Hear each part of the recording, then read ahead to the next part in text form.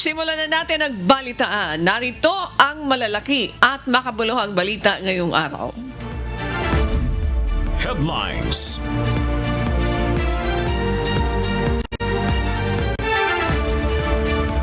National News. Muling ipagpapatuloy ngayong araw ng Biyernes, March 27, ng iba't ibang mga transport groups ang isinasagawang malawakang tigil pasada bilang protesta sa patuloy na pagtaas ng presyo ng langis na nagpapahirap sa kabuhayan ng mga driver ng pampublikong sasakyan. Kahapon, pumwesto sa iba't ibang mga ruta ang mga tsuper mula naman sa hanay ng jeepney, bus, TNVS, taxi at motorcycle taxi riders upang iprotesta ang anilay kawalan ng aksyon ng pamahalaan sa patuloy na pagtaas ng presyo ng langis. Maraming driver ang sumama sa strike at piniling wag munang mamasada upang ipakita sa pamahalaan na seryoso ang kanilang panawagan.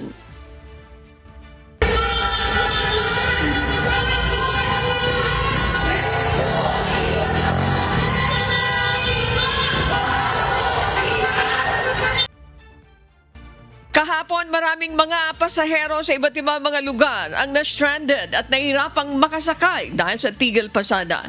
Ito ay kahit may inihandang libreng sakay ang mga local government at iba pang ahensya ng pamahalaan. Hataw Balita ngayon. Sa kaugnay na balita, inanunsyo ng Department of Transportation ang pagdaragdag ng mga rutang dadaanan ng libreng sakay para ayudahan ang mga pasahero na maaaring ma-stranded ngayong Biyernes dahil sa pagpapatuloy ng tigil pasada. Batay po sa abiso ng DOTR, kabilang sa rutang daraanan ng libreng sakay mamaya ang Pilcoa to Cubao, gayon din ang Welcome Rotunda to Cubao, Loton to Welcome Rotunda, Loton to PITX, Nagtahan to Cubao at Commonwealth to Fairview. Kasama rin sa dadaanan ng free ride services ng gobyerno ang Fairview to Quiapo, SM Masinag to Quiapo, Baclaran to Monumento Bayatap, Makati 1 Ayala to Star Mall Muntinlupa at Heritage to Market. Aarangkadang libreng sakay mula alas 7 ng umaga hanggang alas 8 ng gabi. Hataw Balita ngayon. Aabot na sa halos 19,000 jeepney drivers sa Metro Manila ang nabigyan ng cash relief assistance ng Department of Social Welfare and Development. Muli namang ipinalala ng DSWD na magsasagawa sila ng Special Payout Day para maibigay ang ayuda sa iba pang mga lehitimong PUB driver na wala sa naunang listahan. Kaugnay nito, nakikipag-ugnayan na rin ang DSWD at Land Transportation Franchising and Regulatory Board o LTFRB sa mga LGU para maiayos ang listahan ng mga PUB driver. Malinaw naman ang sinabi ni Secretary Rex na yung mga hindi nakakuha may special payout date. Kaya natin gustong kompletuhin yung mga informasyon na required ng DSWD para dun sa special payout, kompleto na informasyon na kinakailangan. Kaya nga naggumawa ang DSW, LTFRB, DOTR ng grupo na iisa-isahin ang mga local government units para kung may anumang kakulangan ng informasyon, magawa na kaagad para sa special payout day, lahat kasama na. Hataw Balita ngayon. Nananawagan ngayon sa mga mall at iba pang establishment owners ang Land Transportation Franchising and Regulatory Board o LTFRB na bawasan ang bayad sa renta ng mga terminal ng pampublikong sasakyan. Ayon kay LTFRB Chairman Attorney Vigor Mendoza II, layo nito na tulungan ang mga PUV operator na mabawasan ang kanilang operational costs sa gitna ng sobrang taas ng presyo ng langis na dulot ng gyera sa Middle East. Nakapagpadala na ng sulat ng LTFRB sa pamunuan ng mall at iba pang mga establishmento para hilingin ang 50% na pagbaba ng rental fee sa mga PUV terminal. Bukod sa cash assistance na ipinamahagi ng pamahalaan sa mga PUV driver at operators, nauna na ring hiniling ng LTFRB sa mga financial institutions ang pag-waive ng penalty sa delayed payment ng monthly amortization ng mga modern jeepney. Hataw Balita ngayon. Magpapatupad na ng adjustment sa operating hours ang mga mall sa bansa bilang pakikipagtulungan sa ginagawang pagtitipid ng lahat sa konsumo sa langis at enerhiya.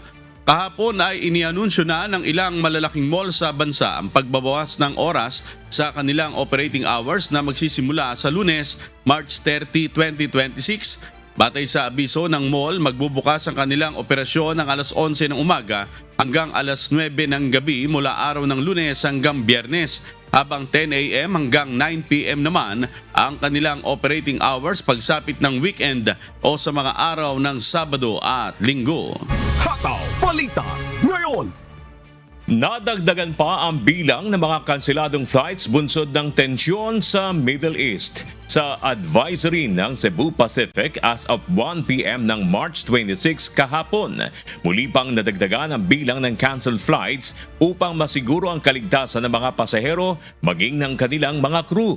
Ayon sa Cebu Pacific, mananatiling kanselado ang kanilang Dubai flights hanggang sa April 20, 2026. Samantala, nadagdagan rin ang flight suspensions ng Philippine Airlines na nakaschedule sa Abril at Mayo. Kabilang na dito ang mga biyahe mula Cebu patungong Guam at Ho Chi Minh City. Gayun din ang Clark to Siargao, Cebu to Ozamis at Cebu to Calbayog. Ang mga apektadong pasahero ay pinapayuhan na i-avail ang free rebooking o pag-convert nito sa travel funds, habang pinapayagan rin ang refund depende sa ilang mga polisiya. Hataw Balita ngayon. Dumating na sa Pilipinas ang isang barko sakay ang nasa 700,000 bariles ng Russian crude oil. Sinasabing ito ay high-quality crude mula sa ESPO pipeline ng Russia. Sa post ni Energy Secretary Sharon Garin, sinabi nito na dumating na sa Luzon ang unang delivery ng government-procured diesel. Sinabi rin ito na mas marami pang deliveries ang inaasahang darating sa susunod na araw o linggo. Nauna nang sinabi ng pamahalaan na naghahanap na sila ng alternatibong mapagkukunan ng supply ng langis, katuwang ang pribadong sektor. Hataw Balita ngayon. Sa gitna ng matinding hamon ngayon sa supply ng enerhiya, inanunsyo ni Pangulong Ferdinand Marcos Jr. ang matagumpay na paghuhukay at testing ng Camago 3 well na nasa Palawan kung saan nadiskubre ang panibagong gas resources. May hataw na balita si Nel Maribohok. Mas malaking gas resources ang natagpuan sa karagatan ng Palawan. Sa anunsyo ni Pangulong Ferdinand Marcos Jr. kahapon, sinabi nito na naging matagumpay ang paghuhukay ng Camago 3 well. Bahagi pa rin ito ng Malampaya Phase 4 project. The Camago 3 well has been successfully drilled and tested, producing up to 60 million standard cubic feet of gas per day. It is the second major milestone under our $893 million Malampaya Phase 4 campaign, and it is significantly larger than our first. Ayon sa Pangulo, tinatayang higit sa 2 beses na mas malaki ang makukuhang gas ng Camago 3 kumpara sa unang nadiskubre sa Malampaya East 1. Kung pagsasamahin ng 2 gas well na ito, mapapalawig ang buhay ng Malampaya gas field ng 6 na taon. Ayon kay Pangulong Marcos, dahil sa dagdag na supply ng lokal na natural gas, mababawasan ang pagdedepende sa imported na fuel at makatutulong sa mas matatag at mas abot kayang kuryente sa bansa. Ano naman ang ibig sabihin nito para sa inyo? It means more power, steadier power, and cheaper power. Malampaya gas costs us roughly 4 pesos and 80 centavos per kilowatt hour. Imported LNG costs 10 pesos and 30 centavos. More than double. Every unit of power we generate from Malampaya instead of imported fuel is money saved by households, by small businesses, by every Filipino that pays an electric bill. Ayon sa Pangulo, mahalaga ang pagkakatuklas ng panibagong gas supply sa gitna ng kaguluhan sa gitnang silangan na nagdudulot ng matinding pabago-bago sa presyo ng gasolina sa buong mundo. Sa kauna-unahan rin anyang pagkakataon mula noong taon 2000, may bagong tubo na itatanim sa ilalim ng dagat para maihatid ang gas patungo sa mga power plant. We are targeting first gas delivery by the fourth quarter of 2026, and we are not stopping there. The next well, Bagong Pag-asa, sits 30 kilometers north of Malampaya and is already in the works. Nel Maribuhok, humahataw sa balita ngayon. Ipinahayag ng China ang kahandaan nitong muling simulan ang usapan sa joint oil exploration kasama ang Pilipinas sa South China Sea. Ayon sa Chinese Embassy, ang kooperasyon sa enerhiya ay tamang landas upang mapanatili ang kapayapaan at benepisyo sa rehiyon. Sinabi rin ni Pangulong Ferdinand Marcos Jr. na maaring magsilbing oportunidad ang kasalukuyang oil crisis upang buhayin ang negosasyon. Tiniyak din ng Malacanang na sincere ito sa pakikipag-ugnayan sa China. Gayunman nananatiling sensitibo ang usapin dahil sa territorial disputes at mga limitasyong itinakda ng konstitusyon ng Pilipinas. Unang-una po, hindi po kailanman naging hindi sincere ang bansang Pilipinas. Sa lahat ng pagkakataon, sa lahat ng okasyon, ang Pilipinas ay laging sincere sa pakikipag-usap, pakikipagnegosasyon, lalong-lalo na sa pamumuno po ni Pangulong Marcos Jr. Wala po siyang secret deal. So, kung ano man po ang maaaring idulot ng anumang negosasyon at ito ay magiging maganda para sa Pilipinas, yan naman po ay hindi tututulan ng Pangulo. Hataw Balita ngayon! Sa pagpapatuloy ng Hataw Balita ngayon, naninindigan ang Liquefied Petroleum Gas Marketers Association na imposible sa ngayon ang price control sa LPG. Ayon kay LPG Marketers Association founder Arnel T., problema ngayon ang agawan ng supply sa global market. Kaya naman, nagbigay na umano ang Department of Energy ng kautusan na hanggat maaari ay may makakapagsarado na ng kontrata upang masiguro ang inventaryo ng bansa. May humahataw na balita si Mia Alonzo. Sa gitna ng matinding kompetensya sa global market, nakikita ng Liquefied Petroleum Gas Marketers Association o LPGMA ang posibleng agawan sa supply ng LPG sa iba't ibang bansa. Ayon kay LPGMA founder Arnel T., isa sa pinakamalaking competitor ng Pilipinas sa pagkuha ng LPG sa international market ang India at Vietnam. So, yan ang isang malaking challenge natin dahil kung hindi natin kukunin yan, anytime other country will get it. Yan ang dilemma natin. Kaya sa instruction ng Department of Energy, basta pag may nakita kayo and you can close that contract, get it. Para magkaroon tayo ng produktong additional sa ating inventaryo. At yun ang ginagawa natin ngayon. Kaya naman aminado ang industriya na sa ngayon ay hindi kayang kontrolin ang presyo ng LPG dahil nakadepende ito sa galaw ng international market. Dagdag pa nila, umabot na sa 4 hanggang 5 beses ang itinaas ng shipping cost bunsod ng pagmahal ng presyo ng krudo at hindi normal na biyahe ng mga barko. Sa kasalukuyan, umabot na sa 30% ang kada kilo na itinaas ng presyo ng LPG sa domestic market. Hindi pa rin anila kasama dito ang inaasahang contract price na ilalabas ng Saudi Aramco sa March 31, habang nasa $95 naman ang kasalukuyang presyo sa international market. Kaya naman ayon sa LPGMA, agarang close contract ang ginagawang hakbang ng industriya, alinsunod na rin anila sa kautusan ng Department of Energy upang masiguro ang sapat na inventaryo ng LPG sa bansa. Tiniyak naman ng asosasyon na covered ang supply ng bansa sa buong buwan ng Abril at wala namang inaasahang shortage sa mga susunod na linggo. Dagdag pa nila na ngayong tag-init ay inaasahang mas bababa naman ang konsumo ng LPG kaya hindi dapat magpanik ang publiko. Mag-unawaan tayo na tayo ay napipilitan kumuha ng mataas na produkto sa ibang bansa na available in the market dahil yun ang pamamaraan na nakikita ng pribadong sektor at ng gobyerno na masiguro muna yung pinaka-basic at pinaka-importanteng bagay. Meron tayong produkto at hindi tayo magkakaroon ng any run out or shortage in the coming weeks and months. Mia Alonso, humahataw sa Balita Ngayon. Pag-aaralan pa ng Malacanang ang panukalang price freeze sa produktong petrolyo sa gitna ng State of National Energy Emergency. Ayon kay Palace Press Officer Claire Castro, kailangang balansehin ang hakbang upang hindi maapektuhan ng oil companies at iba pang sektor. Iginit din ng palasyo na hindi maaaring magdesisyon agad kung may posible itong negatibong epekto sa ekonomiya. Dagdag pa nito, umiiral ang Oil Deregulation Law na nililimitahan ng direktang pakikialam ng gobyerno sa presyo maliban kung may abuso. Kailangan pang aralin.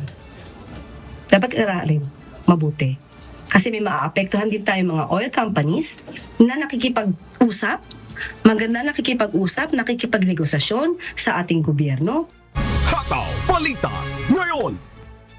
Nilinaw ng Malacanang na hindi agad may patutupad ang batas na magpapahintulot sa suspensyon ng fuel excise tax. Ayon sa palasyo, magiging epektibo lamang ang batas 15 araw matapos itong mailathala alinsunod sa Civil Code. Ipinaliwanag na mahalaga ang palugit upang mabigyan ng abiso ang lahat ng stakeholders. Sa ngayon, patuloy pang sinusuri ng pamahalaan kung kailan at paano gagamitin ang nasabing kapangyarihan.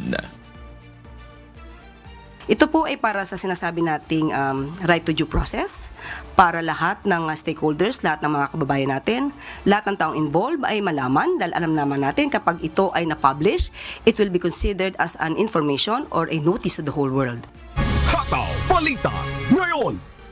Sa pagpapatuloy ng Hataw Balita Ngayon, inihayag ng Malacanang na bukas ito sa panukalang wealth tax para sa pinaka-mayayamang Pilipino bilang tugon sa tumataas na presyo ng langis.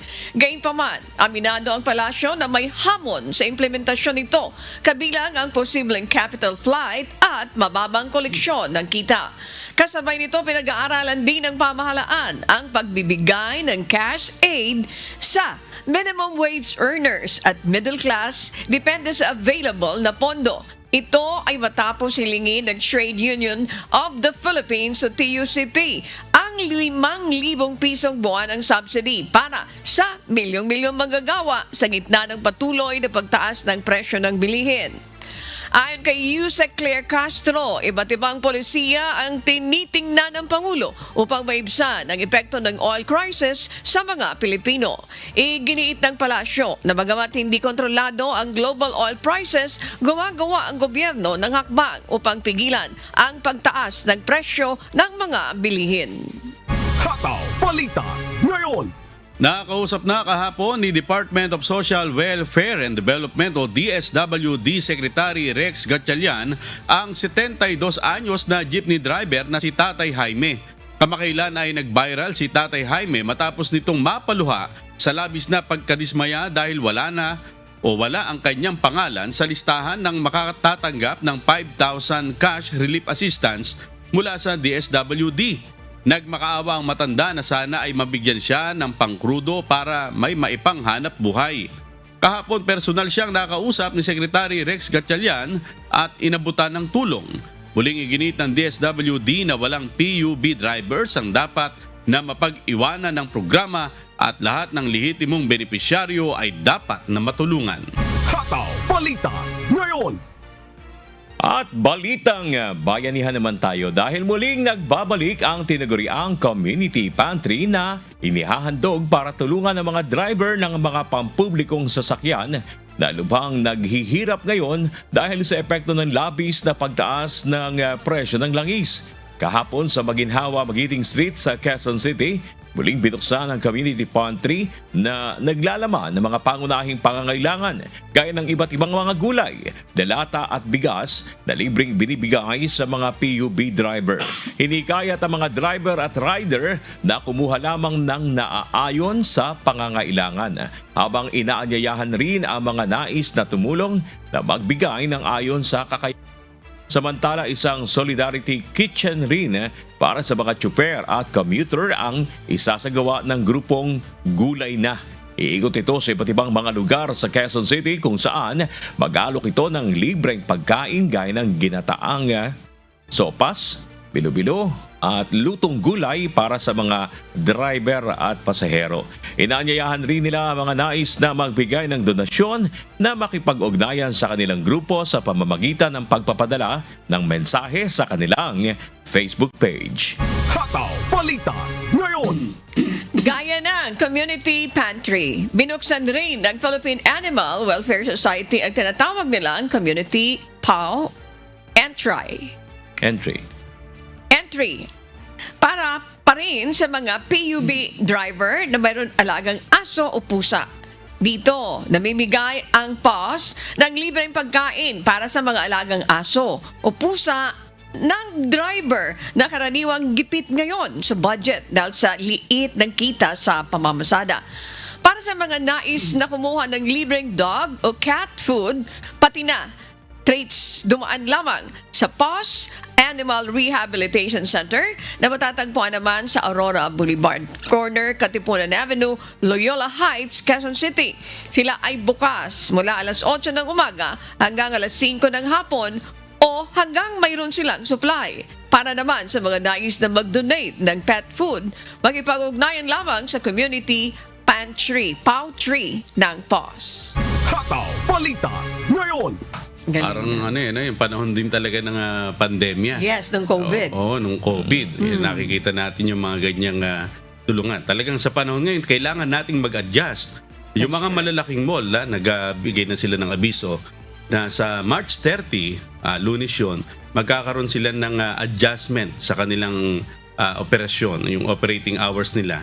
Na dati kasi alas 10 Ng umaga. Open na yan. Nag-o-open na. Yeah. Pero ngayon, alas 11 Ayan, ng umaga. Dapat lang ay sumama din sila sa pakikipagtulungan sa ating pamahalaan dahil sabi nga natin itong usaping ito ay hindi nakapasa lang doon sa gobyerno. And that's a very good move on the part of the owners ng mga malls. Nag-adjust din yung mga mamimili kasi nabawasan yung mga nagpupunta sa mall. Kasi wala man silang masyadong kikitain, di ba? O paano yun? Magtitipid talaga, mauuwi sa pagtitipid yung ating mga kababayan. Pero sabi ulit ng mga experts, sabay hindi maganda kapag nagtitipid masyado yung ating mga kababayan. Mauuwi din yun sa, minsan sabi nila, eto, nabasa din natin ito. Hindi maganda yung sobrang pagtitipid kasi yung spending ng mga tao hindi makakatulong sa negosyo. Okay. Ano yung pwedeng maging epekto niyan? Kung wala nang bibili, pwede magsara yung isang maliit na negosyo, di ba? Oo, kaya lang sabi ng iba, lalo na yung mga kahig-kahig, isang kahig to, kaya wala nga pambili. Kaya, kumbaga, inaano lang nila, pina-prioritize lang nila kung ano yung pangunahing kailangan nilang bilhin. At isa din sa mga pinapanawagan ngayon ng LTFRB, alam ko ng LTO, sa ng DOTR sa mga mall owners, Amigo Ace, yung renta sa Terminal P, baka daw pwede bawasan muna ngayon. Kahit ngayon man lang. Good. Tama po yun. Sana mapagbigyan yung panawagan nila. Yung 50%, malaking bagay din para sa kanila. Baka naman pwede kahit 30% lang muna. Di ba? Sige. Opo, tulong-tulong talaga. That's the best. Yung pangalawang araw ng strike, this will be the second day. Kahapon, marami tayo din ng mga nababalitaan na yung impact kahapon ng transport strike, talaga naman may mga significant numbers ng mga stranded nating mga kababayan. Yung iba naglalakad na lang talaga papunta ng trabaho. Yes, kaya talagang hirap pa. Kahit na may libreng sakay. Ang Quezon City hindi nawawala ng libreng sakayan ever since. Hanggang ngayon, nagpapatuloy yung libreng sakay ng Quezon City government. Yung Pasig, ang ganda nung nila, libreng sakay. Meron silang bagong 5 electric minibus. That's very good. Hindi nagagamit ng gasolina, Ayan. So, sana, itong, mayroon tayong transport strike, hindi natin mabiblame them, yung part nila, di ba? Hindi nga nagtaas ng fare. This is good for the riding public, but on the part naman, itong mga drivers at mga operators, masakit para sa kanila.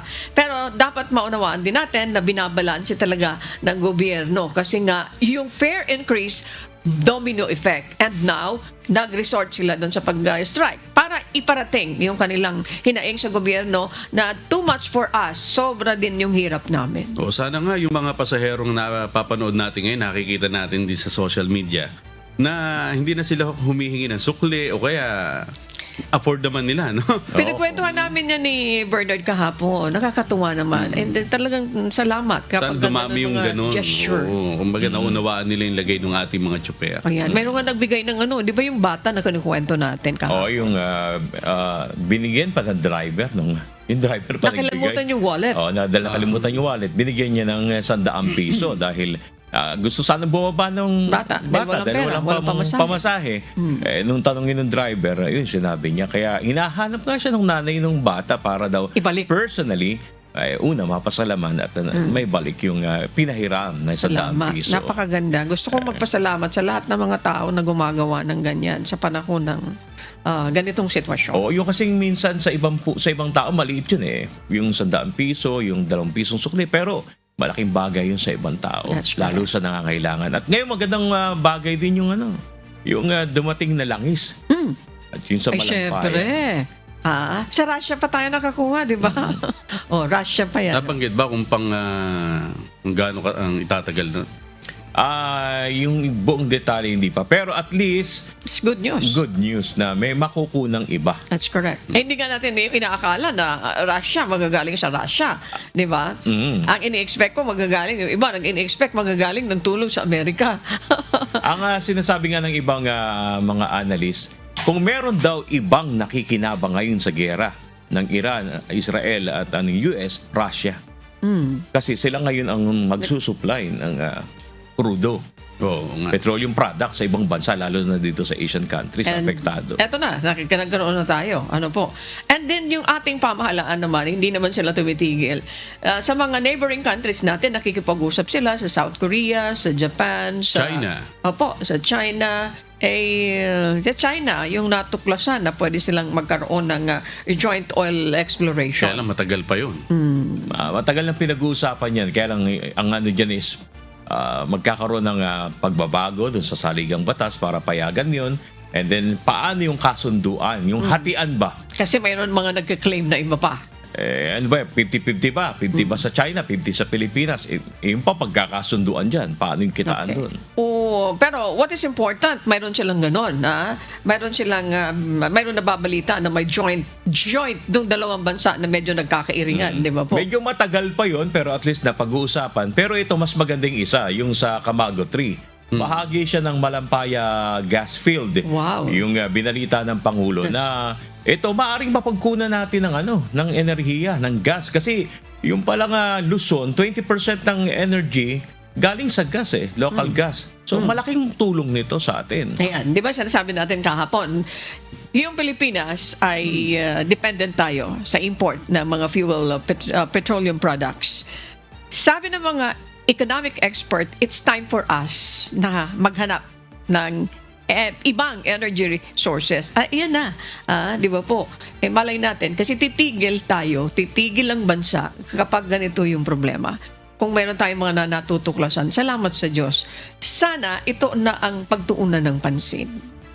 Tiniyak ng Office of the Vice President na kaisa ang tanggapan ng Vice Presidente sa iba't ibang mga hakbang na ginagawa ngayon upang ibsan ang epekto ng labis na pagtaas ng presyo ng langis.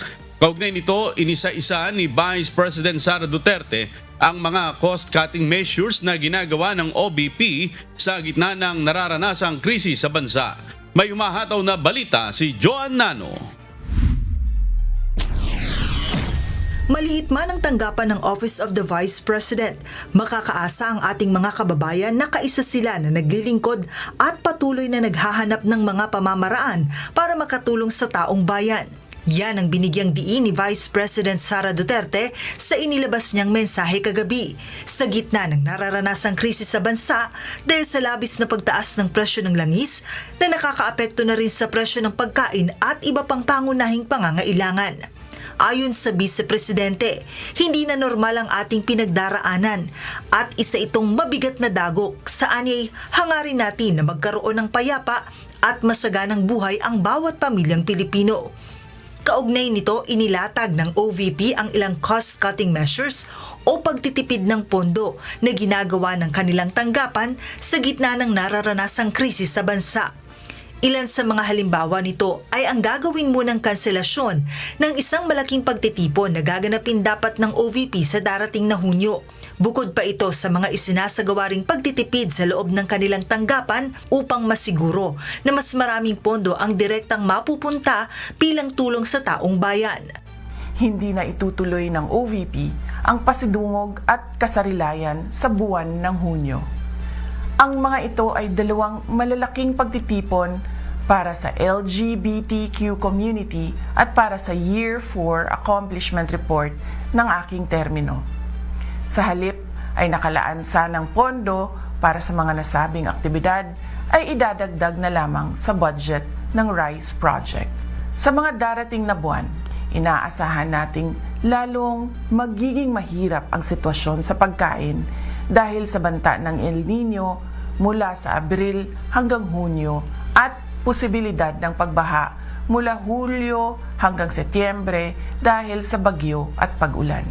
Sa ating pagtitipid, unahin natin ang sapat na pagkain para sa ating pamilya, pagpapagamot sa may sakit, at ang edukasyon ng ating mga anak. Ang pinakamabisang panlaban sa krisis ay kahandaan. Bagaman may mga gagawing cost-cutting upang makatipid sa pondo ang OVP, tiniyak pa rin ang tanggapan ng Vice Presidente na magpapatuloy pa rin ang mga dati ng programa na matagal nang nakatuon para tulungan ang ating mga kababayan na makatipid at makaraos sa araw-araw. Kabilang na dyan ang libreng sakay, ang kampanya ng pagbabago sa edukasyon na nagbibigay ng gamit pampaaralan sa mga estudyante, maging ang proyektong Magnegosyo Taday para tulungan ang iba pa nating mga kababayan na makapagsimula ng maliit na kabuhayan. Samantala, ayon kay VP Sara, sinimula na rin ng OVP na planuhin ang mga hakbang hanggang sa katapusan ng 2026. Kasama na dyan ang pagharap sa posibleng kawalan ng trabaho, patuloy na pagtaas ng presyo ng pagkain at ang epekto ng mga kalamidad sa kabuhayan ng mga Pilipino. Joan Nano, humahataw sa balita ngayon. Inihain sa Kamara ang House Resolution number 911 para ipanawagan sa Marcos Jr. Administration ang budget cut o pagbabawas ng pondo sa hosting ng Pilipinas sa 2026 Association of Southeast Asian Nations o ASEAN Summit. Samantala, umapila naman ang isang mambabatas na pagtuunan ng pansin ng Kamara ang krisis na kinakaharap ng bansa kaysa politika. May hataw na balita si Rosalie Cos. Inihain ni Batangas 1st District Representative Leandro Leviste ang House Resolution number 911 para hikayatin ang tanggapan ni Pangulong Ferdinand Marcos Jr. na magtipid sa pag-hosting ng bansa sa Association of Southeast Asian Nations o ASEAN Summit at iba pang related meetings sa susunod na taon. 17.496 billion pesos ang nakalaang pondo para sa event sa 2026 General Appropriations Act. 5.4 billion pesos naman sa pambansang pondo noong 2025 o may kabuang halaga na 22.9 billion pesos. Sa ilalim ng resolusyon, hinihikayat ang Office of the President sa pakikipag-ugnayan sa Department of Budget and Management, Department of Foreign Affairs at iba pang kinauukulang ahensya na magsagawa ng pagrepaso sa appropriations o alokasyon ng pondo sa Philippine hosting at chairmanship ng 2026 ASEAN Summit. Gayun din ang mag-adapt ng mga hakbang upang mabawasan at limitahan ang gastos sa hindi higit sa 10 bilyong piso para makatipid ng mahigit 12 bilyong piso. Ito ay upang mailaan ang kinakailangang pondo sa pagkakaloob ng tulong para sa mga apektadong sektor ng lubhang pagtaas ng presyo ng produktong petrolyo. Samantala, umaapela naman sa House of Representatives si PPP Party List Representative Harold Duterte, pinsan ni Vice President Sara Duterte, na ituon ang pansin sa kinaharap na krisis ng bansa at hindi sa politika. Anya, dapat manaigang kapulungan sa pagkakahati-hati at katawanin ang taong bayan. Ang dapat din anyang hilingin sa pamahalaan ay konkreto, agaran at epektibong aksyon para ibsan ang epekto ng mataas na presyo ng produktong petrolyo, matiyak ang supply ng enerhiya, protektahan ang overseas Filipino workers at maiwasan ang paglala ng krisis na posibleng makaapekto sa supply ng pagkain sa bansa. Hindi rin anya ito ang panahon ng distraction kundi ng aksyon. Tugon naman ni House Deputy Speaker at La Union 1st District Representative Paulo Ortega, endorser ng ika-4 na reklamong impeachment laban kay VP Duterte, kung may krisis sa presyo, may tugon ang Kamara. Kung may tanong sa pananagutan, may proseso rin ng Kamara at hindi ito namimili kundi pareho anya itong gagawin. Rosa Licoz, humahataw sa balita ngayon. Tiniyak ng Social Security System na maaari pa rin ma-access ng mga overseas Filipino worker sa Middle East ang kanilang benepisyo sa kabila ng patuloy na tensyon sa rehiyon. Ayon sa SSS, nananatiling aktibo ang My.SSS portal kung saan maaaring mag-file ng claims at loan applications online. Iginiit ng ahensya na ligtas at maasahan ang kanilang digital platform kahit nasa crisis or crisis areas ang mga miyembro. Dagdag pa ng SSS, patuloy nilang pinapalawak ang online services upang mas mapadali ang transaksyon ng mga OFW sa mga panig ng mundo. Hataw Balita ngayon. Nagpahayag ang World Bank na maglalaan ito ng tulong pinansyal sa mga bansang naapektuhan ng digmaan sa gitnang silangan. Layunin nitong matulungan ang mga bansa na harapin ang pagtaas ng presyo ng enerhiya at iba pang epekto ng krisis. Ayon sa institusyon, gagawa ito ng paraan para mabilis na maipamahagi ang tulong. Kasama rin sa suporta ang policy guidance sa tulong sa pribadong sektor upang mapanatili ang trabaho at paglago ng ekonomiya. Hataw Balita ngayon. At para sa mga balita sa iba't ibang panig ng mundo, narito ang ating global correspondent na si Marie Peñaradan mula sa Texas, USA. Global News.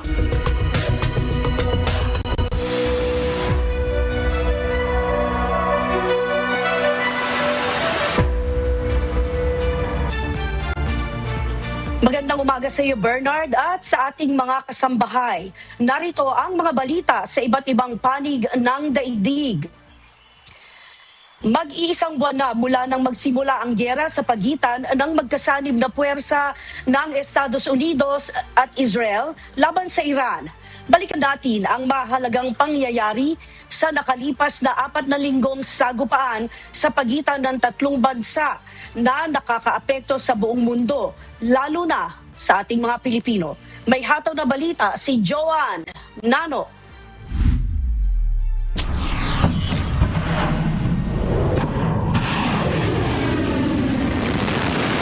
February 28, 2026, inilunsad ng United States at Israel ang malawakang airstrike laban sa Iran na tinawag na Operation Epic Fury at Roaring Lion. Layo ng operasyon na tapusin ang kasalukuyang rehimen ng Iran at sirain ang kakayahan nitong makalikha ng nuclear weapon na magiging banta sa seguridad ng mundo. The United States military is undertaking a massive and ongoing operation to prevent this very wicked, radical dictatorship from threatening America and our core national security interests. We are going to destroy their missiles and raise their missile industry to the ground. It will be totally, again, obliterated. אחיי ואחיותיי, אזרחי ישראל, לפני שעה קלה יצאו ישראל וארצות הברית למערכה משותפת, מבצע שאגת הארי. מטרת המבצע, לשים קץ לאיום ממשטר האייתולות באיראן. Sa unang mga oras pa lang ng pag-atake, tinamaan na ang mahigit 26 na probinsya sa Iran sa coordinated strike ng US at Israel. Isang airstrike ang tumama malapit sa isang paaralan na ikinasawi ng halos 170 bata. Sa unang gabi ng sagupaan, isang balita ang gumimbal sa mundo.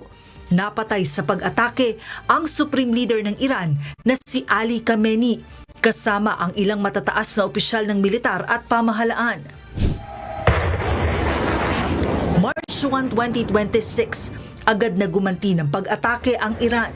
Mahigit 400 ballistic missiles ang pinakawalan nito at tinarget ang Israel at military base ng United States sa Bahrain, Qatar at Kuwait. Kasabay nito, isinara ng Iran ang Strait of Hormuz na isang kritikal na daanan ng langis sa buong mundo. Dahilan sa mabilis na pagsipa ng presyo ng krudo sa pandaigdigang merkado na labis na nakakaapekto maging sa mga bansang hindi kasali sa digmaan. This is Sepah Navy, Iran's Islamic Revolutionary Guard Corps Navy. From now on, all navigating through the Strait of Hormuz is forbidden. No ship in every type is not allowed to pass from the Strait of Hormuz till next notice. Bumuo ang Iran ng Interim Council na mamamahala sa bansa kasunod ng pagkamatay ng kanilang Supreme Leader. Kasabay ng paglala ng tensyon, humingi ng permiso ang Amerika sa ilang bansa sa Europa para magamit ang military bases sa laban nito sa Iran. Agad itong tinanggihan ng Spain habang pumayag naman ng United Kingdom bagamat iginiit na hindi sila sasali sa anumang opensiba laban sa anumang bansa. March 3, 2026, lalo pang umigting ang opensiba mula sa magkabilang panig. Sunod-sunod na drone attack ang naranasan sa iba't ibang bahagi ng Gulf region. Sa UAE, bagamat nai-intercept ang mga missile mula sa Iran, bumabagsak pa rin ang mga projectile na pinagmumulan ng sunog at nagiging banta sa buhay maging ng mga sibilyan. Sa Dubai, ilang ulit na tinamaan ng drone ang mga pasilidad ng Estados Unidos, kabilang ang US Consulate sa Al-Sif. Tinarget din ng Iran ang US Embassy sa Riyadh na nagresulta sa pagpapalikas ng mga Amerikano sa rehiyon. At the Department of State, our number one priority is the safety and the security of American citizens everywhere in the world. Now, with what's going on in the Middle East with Operation Epic Fury and the cowardly attacks that we're seeing from Iran against Gulf countries, I wanted to take this chance to speak directly to Americans who are in the Middle East about the work we are doing to try to keep you safe. March 6, 2026, sa pambihirang pagkakataon humingi ng tawad si Iranian President Masoud Pezeshkian sa mga karatig bansa nito na nadadamay sa digmaan. Ayon sa Pangulo, hindi nila aatakihin ang anumang bansa sa Middle East kung hindi ito pagmumula ng anumang opensiba laban sa Iran. من اینجا لازم از کشورهای همسایه که مورد حمله قرار گرفتن از طرف ایران از طرف خودم عذرخواهی کنم. Sa kabila nito, hindi natigil ang mga pag-atake at lalo pang tumindi ang labanan. March 8, 2026, sa pagpasok ng digmaan sa ikalawang linggo, pinangalanan na ng Iran ang bagong supreme leader nito na papalit sa napaslang na si Ayatollah Ali Khamenei. Itinalaga ng Assembly of Experts ang anak nitong si Mojtaba Khamenei bilang bagong pinuno ng Islamic Republic sa gitna ng lumalalang digmaan sa Middle East. Kasunod ng pagkakatalaga sa bagong leader, lalo pang umigting ang tensyon at kasabay ng patuloy na pagsasara ng Strait of Hormuz na nagresulta sa pagpalo ng presyo ng langis sa pandaigdigang merkado sa higit $100,000 ang kada bariles. March 11, 2026, napaulat na 3 barko sa Strait of Hormuz ang tinamaan ng projectile. Kabilang sa mga nasira ang isang Thai flag bulk vessel na tinamaan ng 2 projectile na nagdulot ng sunog sa engine room. 2 pang barko kabilang ang isang Japan flag container ship at isang Marshall Island flag bulk carrier ang nagtamuri ng pinsala. March 12, 2026, sa unang pagkakataon, naglabas ng pahayag ang bagong Supreme Leader ng Iran na si Mojtaba Khamenei kung saan nagbanta ito na sisirain ang lahat ng US military bases at assets sa buong Gulf region. Nagbabala rin ito ng patuloy na pagsasara ng Strait of Hormuz na anyay magiging kabayaran sa walang tigil na pag-atake sa kanila. Sa kabila ng banta, nananatiling kumpiyansa ang US at Israel na kaya nilang talunin ang Iran. Pretty much at the end of the line. Doesn't mean we're going to end it immediately, but they've got no Navy, they've got no Air Force, they've got no anti-air traffic, anything. They have no systems of control. בשילוב זרועות חסר תקדים בין ישראל וארצות הברית, השגנו הישגים עצומים, הישגים שמשנים את מאזן הכוחות במזרח התיכון וגם מעבר לו. ההישגים הללו מבססים את מעמדה של ישראל כמעצמה חזקה מאי פעם. והשינוי הדרמטי הזה בכוח שלנו מול הכוח של אויבינו הוא המפתח להבטחת קיומנו. March 13, 2026, inatake ng Amerika ang Karg Island na siyang pinakamalaking pasilidad ng langis sa bansang Iran. Ito ang naging tugon ng Amerika sa bantang pag-atake ng Iran sa mga pasilidad nito sa Middle East. Today will be our heaviest day of kinetic fires across the operating area. CENTCOM continues to attack ballistic missile and drone capabilities so that they are no longer a threat to U.S. forces, our bases, or our partners. March 14, 2026, inanunsyo ng Amerika ang $10 million reward sa kung sino man ang makapagbibigay ng impormasyon kaugnay sa matataas na opisyal ng Iran kabilang ang bagong leader nitong si Mujtaba Khamenei. Nagpapatuloy din ang pag-atake sa mga pasilidad sa gitnang silangan. Kabilang sa mga naapektuhan ng mga pag-atake ang Fujairah Oil Terminal sa UAE kung saan kinakailangang suspindihin ang operasyon dahil sa tinamo nitong pinsala. Nakapagtala rin ng sunog sa Kuwait International Airport, gayon din sa Dubai International Airport dahil sa drone attack na nagresulta sa pagkaantala ng maraming biyahe. Kasabay ng pagtindi ng mga banta, humingi ng tulong si US President Trump sa China, France, Japan, South Korea at UK para magpadala ng kanilang Navy assets at tiyakin ang seguridad sa Strait of Hormuz. March 17, 2026, nagpahayag ng pagkadismaya si Trump kasunod ng pagtanggi ng maraming bansa na magpadala ng barko sa Strait of Hormuz. Maging ang NATO agad ding dumistansya sa usapin at sinabing hindi nila nais na makibahagi sa digmaang hindi sila kasali. And some are countries that we've helped for many, many years. We've protected them from horrible outside sources, protecting them from harm's way. And we have done a great job. And when we want to know, do you have any minesweepers? Well, would rather not get involved, sir.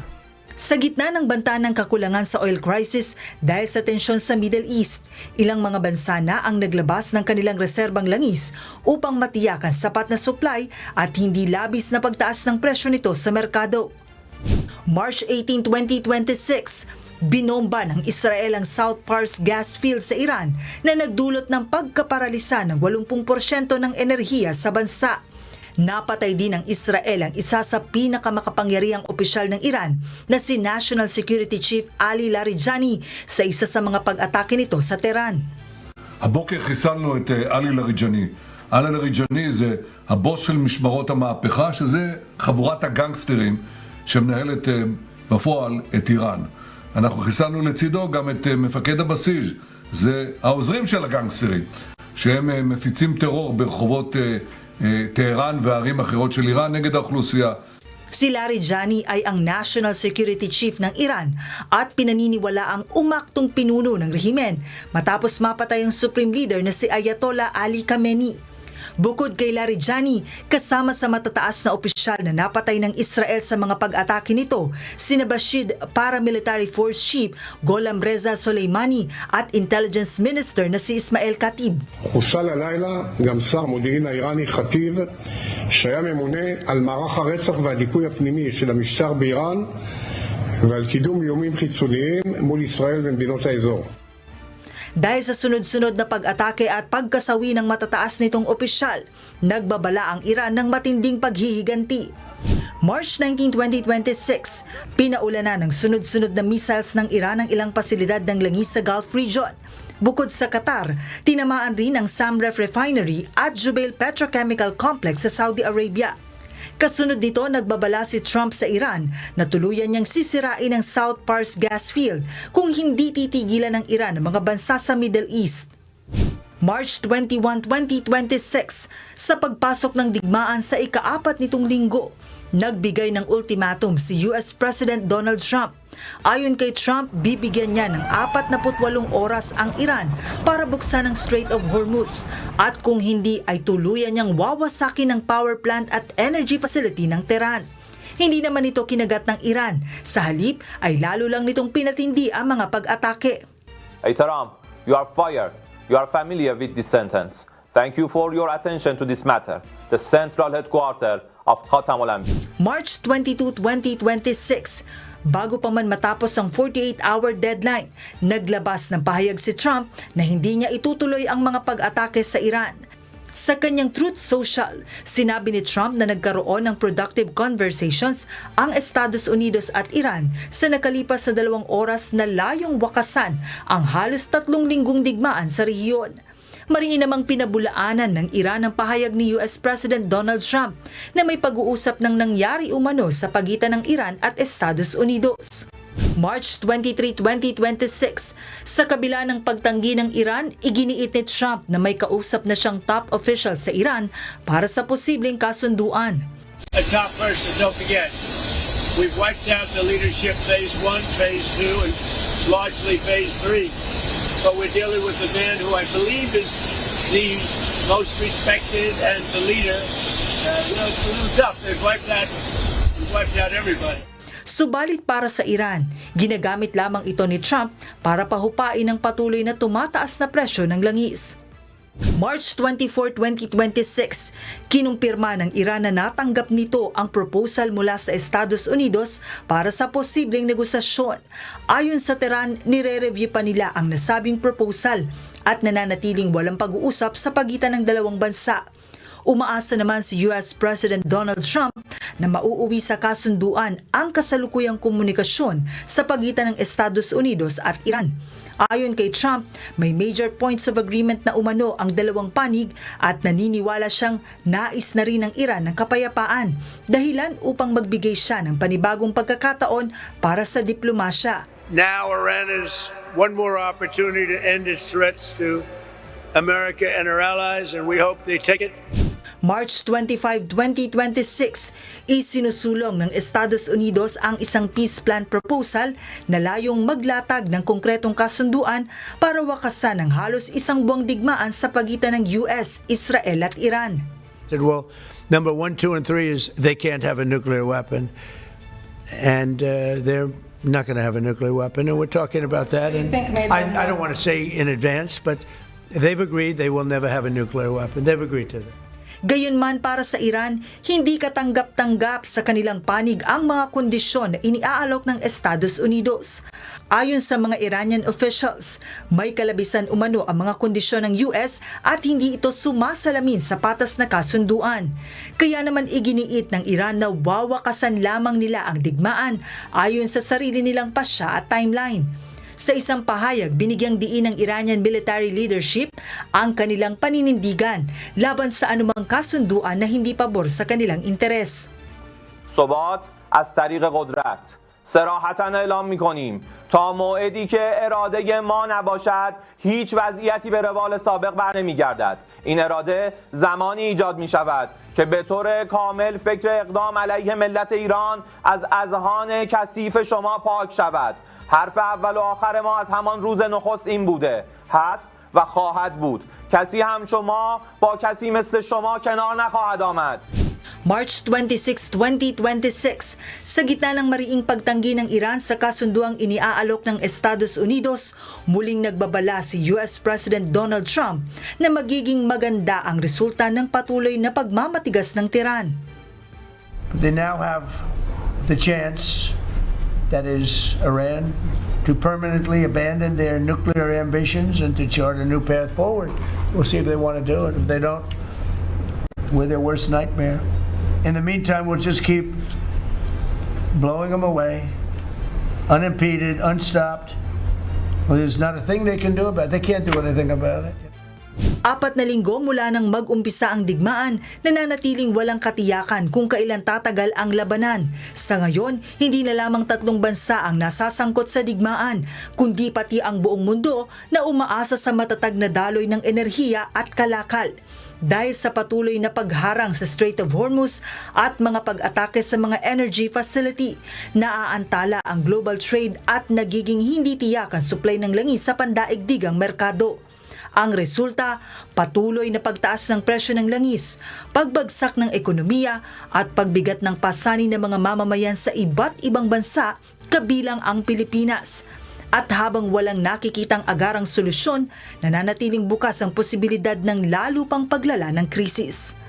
Joan Nano, humahataw sa balita ngayon.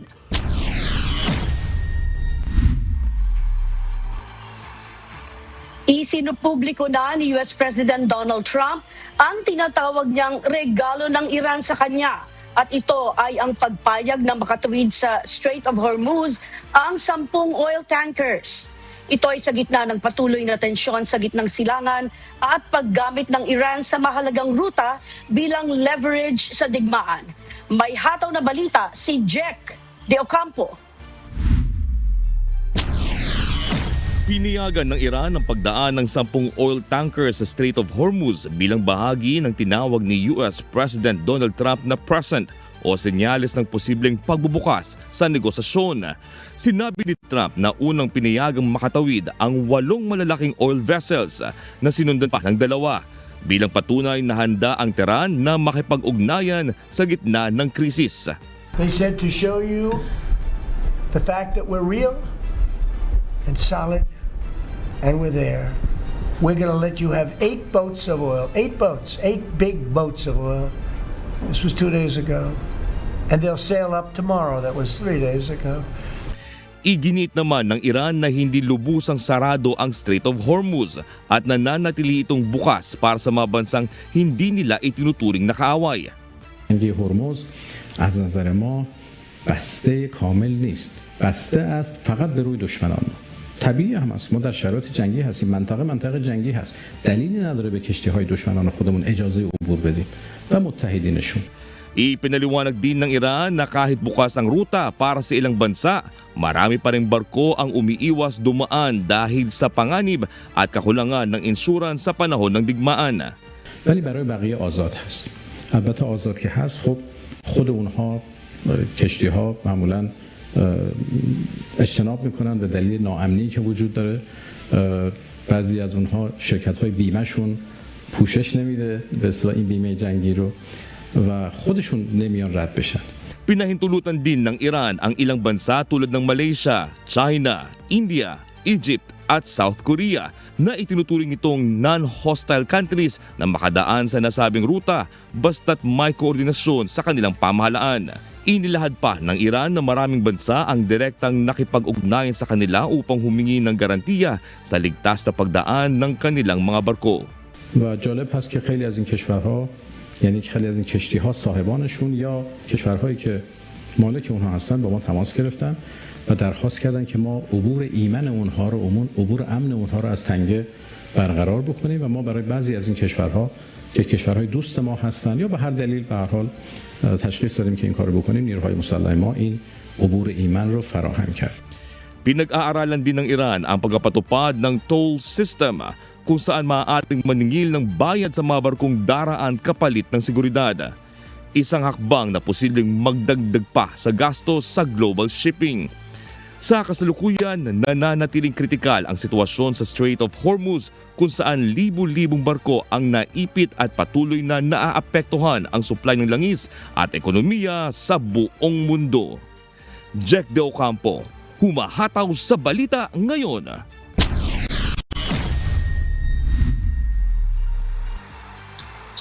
Patuloy naman ang pagbibigay ng makasalungat na pahayag ang Estados Unidos at Iran kaugnay ng posibleng negosasyon upang patigilin ang digmaan. Iginigiit ng Washington na gusto na ng Iran na makipagkasundo. Subalit, mariin itong itinatanggi ng Tehran at nananatiling nakatuon sa labanan. May hataw na balita si Jovic Bermas. Muling itinanggi ng Iran ang anumang intensyon nitong makipagnegosasyon sa Estados Unidos. Gate nito, magpapatuloy ang kanilang laban sa gitna ng tumitinding sigalot sa rehiyon. در حال حاضر سیاست ما ادامه مقاومت هست، ادامه دفاع از کشور هست. بنای مذاکره نداریم. تا الان هیچ مذاکره هم صورت نگرفت. و به نظرم که موضع ما کاملا اصولی و روشن. Ayon kay Iranian Foreign Minister Abbas Araghchi, bagamat may mga mensaheng ibinibigay ang Estados Unidos sa pamamagitan ng mga kaalyadong bansa, hindi ito maituturing na formal na usapan o negosasyon. Kinumpirma ni Araghchi na natanggap na nila ang 15-point plan mula sa panig ni Trump, ngunit nilinaw na ito ay sinusuri pa lamang at hindi pa nangangahulugang may kasunduan. میخوام عرض بکنم این که گاهی پیام‌های تبادل بشه از طریق کشورهای دوست یا از طریق بعضی از افراد مختلف. این نه اسمش گفتگو هست، نه اسمش مذاکره هست. Sa kabila ng mga pahayag na ito, patuloy na naninindigan si US President Donald Trump na may ongoing negotiations na ang Amerika at Iran at nais umano ng Iran na makipagkasundo. They are negotiating, by the way, and they want to make a deal so badly, but they're afraid to say it because they figure they'll be killed by their own people. Dagdag pa ng White House, nagpapatuloy umano ang mga usapan at nananatiling produktibo ang komunikasyon sa pagitan ng dalawang panig sa kabila ng patuloy na pagtanggi ng Iran. Samantala, nagbabala rin ang US na handa itong maglunsad ng mas matinding hakbang kung hindi kikilalanin ng Iran ang kasalukuyang sitwasyon. Jovic Bermas, humahataw sa Balita Ngayon.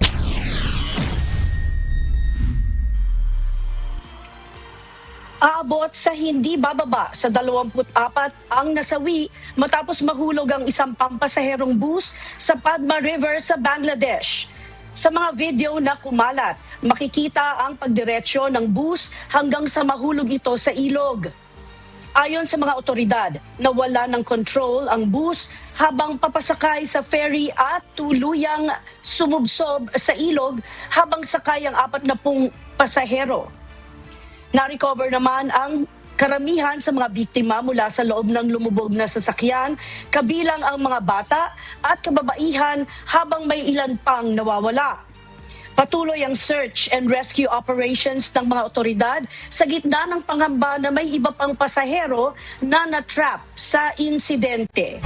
Hataw Balita Ngayon. At yan po ang mga balita mula sa iba't ibang panig ng mundo. Mula po rito sa Round Rock, Texas, USA, ako, si Marie Peñaranda. Magandang araw po. Oras sa buong kapuluan, 5:40 na po ng umaga sa pagpapatuloy ng Hataw Balita Ngayon. Maigting na ipinatutupad ng Office of the Ombudsman ang mga hakbang kontra korupsyon sa Pilipinas. Ilan sa mga ito ang pagsisigurong sumusunod ang mga kongresista sa pagsasapubliko ng kanilang Statement of Assets, Liabilities and Net Worth o SALN, habang hindi rin nasasangkot ang mismong Anti-Money Laundering Council sa Conflict of Interest. May humahataw na balita si Evan Alvarez. Matapang na binalaan ni Ombudsman Crispin Remulla ang mga mambabatas sa House of Representatives kung hindi susunod ang mga ito na ilabas ang kanilang Statement of Assets, Liabilities and Net Worth o SALN. Sinabi ni Remulla na nakipagpulong na siya sa Secretary General ng Kamara na ibigay sa Ombudsman ang SALN ng mga kongresista. Tanging mga SALN lamang ng Presidente, Vice-Presidente at mga namumuno sa constitutional bodies ang hawak ng Ombudsman, habang may sariling repository naman ang mga mambabatas. At binalaan ko rin sila na pag hindi sila susunod sa aming request, ay mananagot sila sa Office of the Ombudsman. Sapagkat kahit na hiwalay ang patakaran ng Kongreso, sila po ay gumagana pa rin ng katungkulan na dapat tumutulong sa Office of the Ombudsman. At pananagutin ko sila pag hindi sila nakipag-isa sa amin sa aming mga hinihiling na impormasyon. Bukod sa Kamara, nais ring pulungin ng Ombudsman ang mga opisyal mula sa Anti-Money Laundering Council o AMLAC, lalo na at mahalaga ang papel ng ahensya sa pagsubaybay sa mga kahina-hinalang financial transactions na maaaring may kinalaman sa mga iligal na gawain. Binalaan rin ni Remulla ang AMLAC na hindi siya natatakot na mismong kasuhan ang mga ito kung mapag-alamang hindi sila tumutupad ng kanilang trabaho. Hindi dapat banking industry ang kanilang pinangangalagaan, kundi yung mga pag-violate ng batas ng mga kawani ng gobyerno. Kasi ang trabaho naman namin talaga, corruption, anti-corruption, di ba? And they are the necessary office, the office that gives us the most information.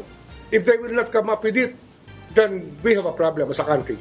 Hindi ho nila pwedeng blankuhin ang katarungan ng Office of the Ombudsman.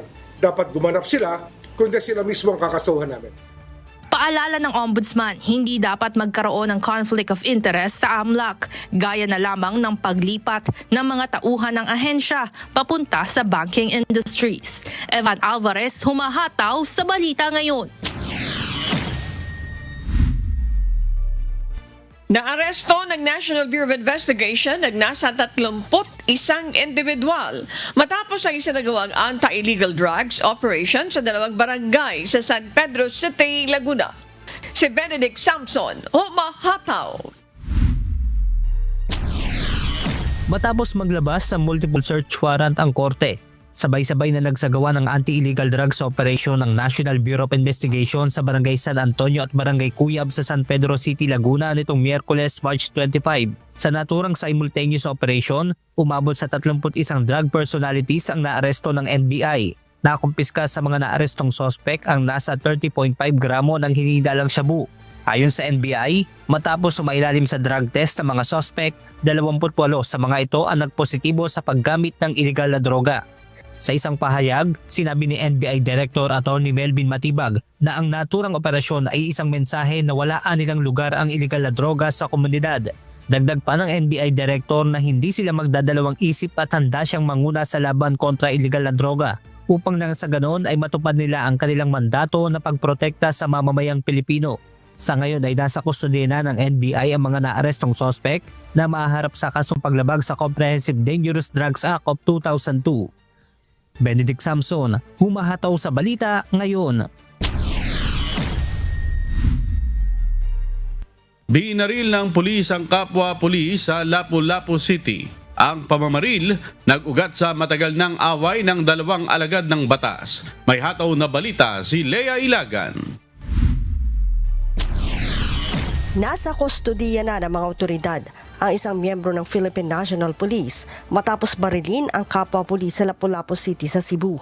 Ayon kay PNP Public Information Office Chief, Police Brigadier General Randolph Tuanyo, kinilala ang suspect na si Police Master Sergeant Jomar Florentino na umano'y nagpaputok ng baril sa sasakyan ni Police Master Sergeant Jade Kirubin.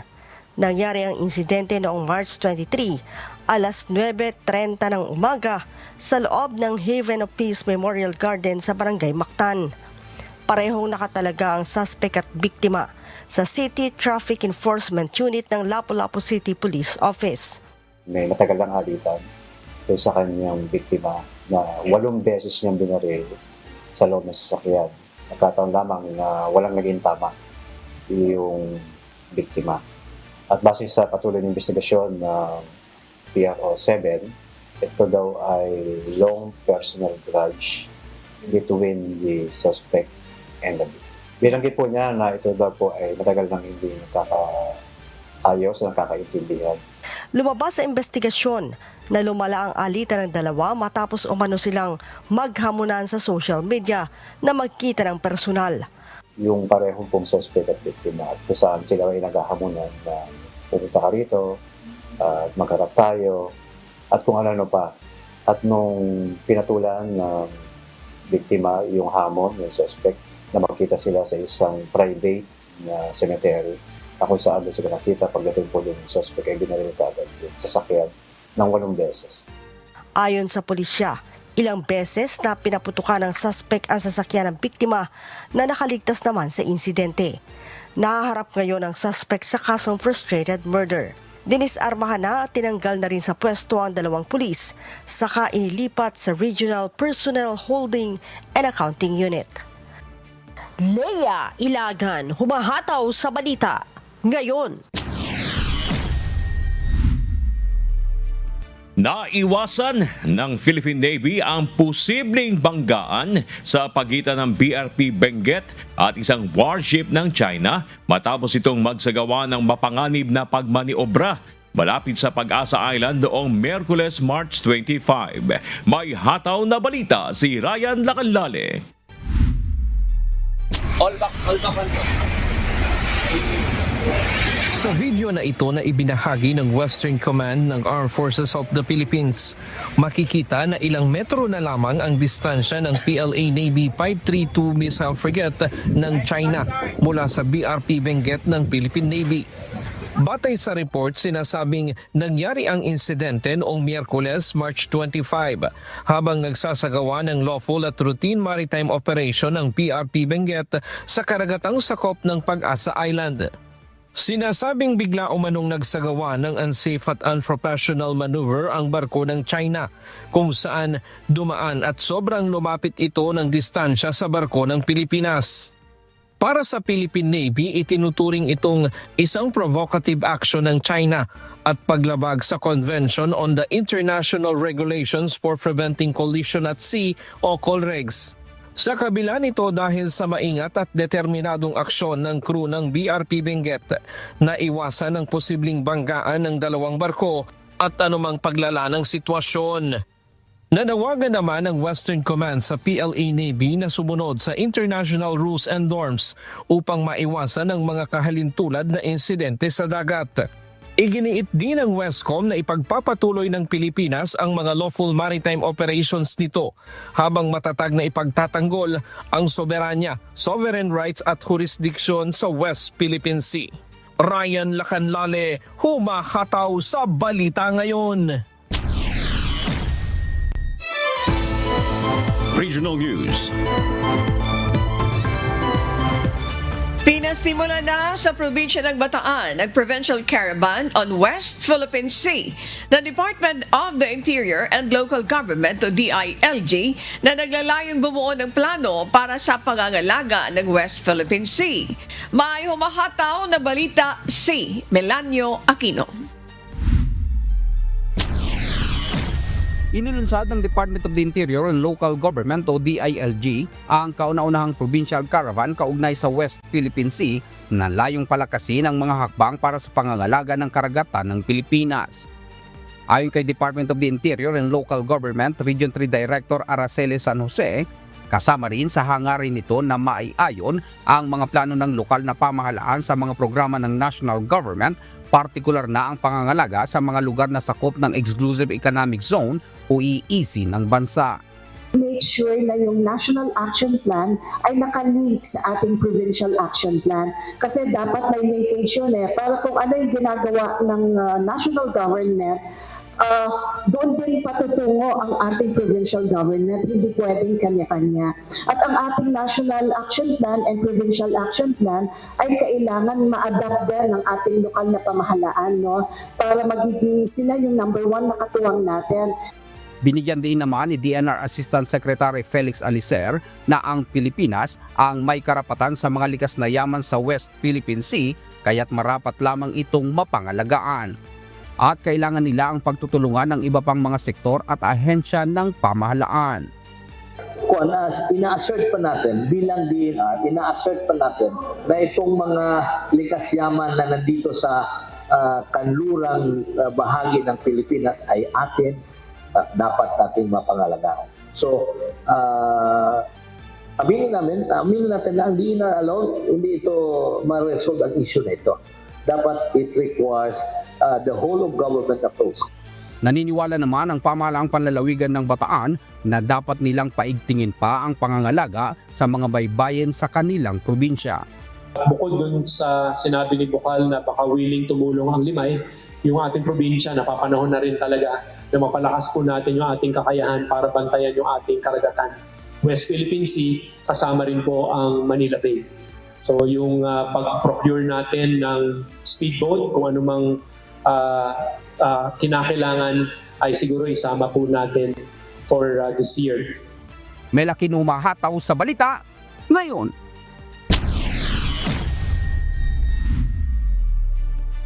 Bilang bahagi pa rin ng selebrasyon ng Women's Month, nagkaloob ng libreng medical services ang lokal na pamahalaan ng Daet Camarines Norte sa nasa 200 mga kababaihan sa kanilang lugar.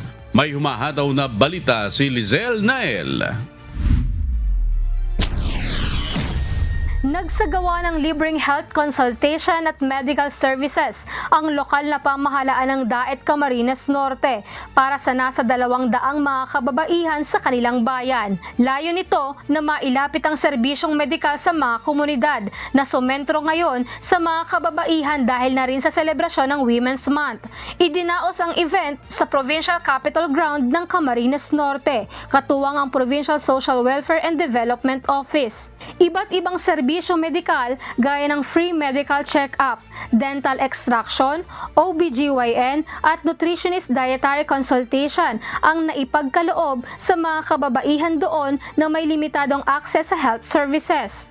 Binibigyan natin ng pansin ang ating mga kababaihan, lalo na po ang mga nanay, ng mga nalubuntis at mga nagpapasusulina para po magsilang sila ng isang malusog at hindi po malnourished na bata. Isa si Nanay Marisa Junicio sa matyagang pumila para mag-avail ng libreng bunot ng ngipin at makapagpa-check up ng kanyang karamdaman. Sobrang laking tulong sa amin, kagaya ko, nakapagpabunot ako ng ngipin ng free. Nagpapasalamat po ako sa mga mayroong ganito mga medical dito. Laking tulong sa aming mga nagtitinda. Kasi hindi na kami nagtitinda ng check up. May libreng gamot pa. Isa rin sa mga pumila ang estudyante na si Princess Quitoras na nagpakonsulta sa OBGYN, nutritionist dietary at medical check-up.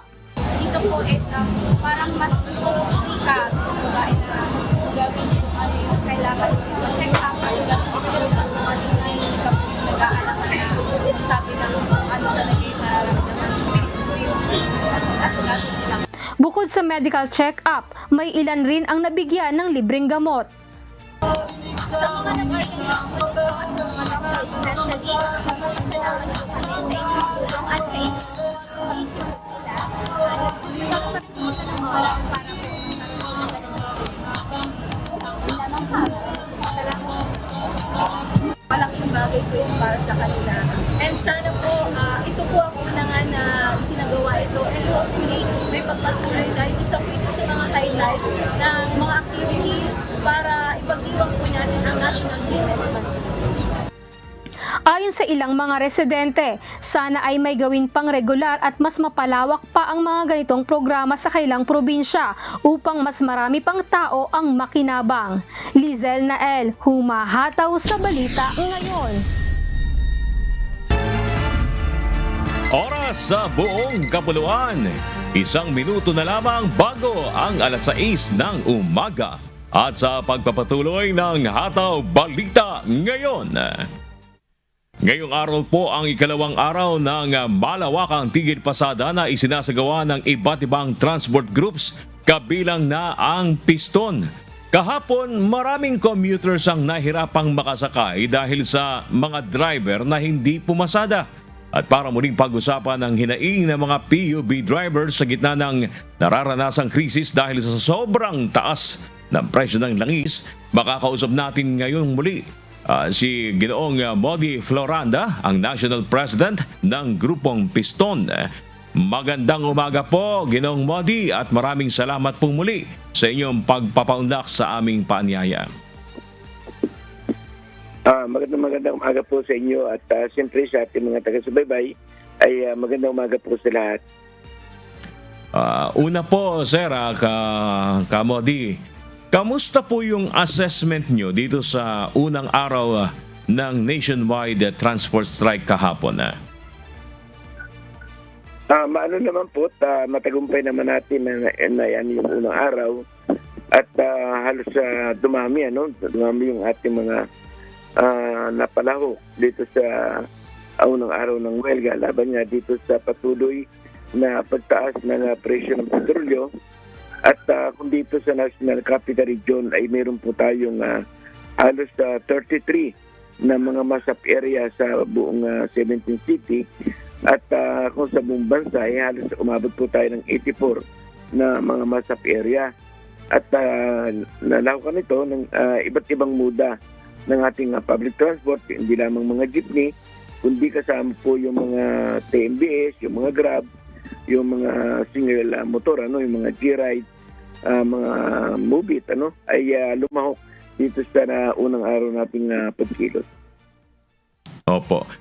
Ginong Modi, pagkatapos po ng 2 araw na inyong tigil pasada, meron pa po ba kayong iniisip na ibang paraan para marinig ang inyong pag-iingay o busina at pakinggan ang inyong mga hinaing? Masusundan pa po ba ito ng mga tigil pasada o may ibang pamamaraan pa kayong gagawin? Meron naman tayong mga iba pang mga hakbang, ano? At una ay yung pakipag-usap sa Senado at Kongreso at yung pagpapile natin ng sa LTFRB at sa DOTR. Mga ilang mga hakbang ito. At siyempre yung ating mga pagkilos ay magkakaroon ng iba't ibang anyo ng protesta hanggat hindi dinidinig ni Bongbong Marcos yung ating panawagan na talagang tanggalin na itong mataas na buwis sa produktong petrolyo sapagkat isa ito doon sa nagdudulot ng pahirap hindi lamang sa mga jeepney driver kundi sa lahat ng public transport at siyempre sa ating mga mamamayan. Mm-hmm. Sa iyo po bang hanay sa Piston may mga nakatanggap na ng pamamahagi ng cash relief assistance at meron pa rin po ba kagaya sa ibang grupo meron daw mga hindi nakatanggap? Meron naman pong mga mangilan-ilan na mga nakatanggap pero ang isang malaking problema ay karamihan na hindi naman nakatanggap. At ang sinasabi ng DSWD ay wala sila dun sa listahan bagamat nagsumiti. Nagsumiti po tayo ng mga listahan ng mga membro dito sa National Capital Region at mas nakakasama ng loob sapagkat bukod doon sa ating mga isinumiti mga listahan ay marami pang mga hinihingi na mga requirements. Dati kasi ang sinasabi nila picture lang na mayroong ID na lisensya nakatunayan ikaw ay driver. Ganun lang na ikaw ay magpa-picture lang sa harap ng iyong jeepney pero sa actual ay marami pong hinihinging clearance kaya talagang nagkakaroon ng problema kahit nung nakarang araw sa Memorial Circle nung nagkaroon po ng mahabang pila na mayroon pang nahimatay na inatake sa puso dahil nga doon sa haba ng pila ay talagang marami pa pong hindi nakakatanggap ng sinasabi nilang ayuda. Medyo nakakalungkot nga po yung punto na yan na mayroon pang kailangan hindi naman inaasahan pero nakakalungkot pipila ng maaga, mahaba, may hihimatayin pa para makatanggap ng ayuda.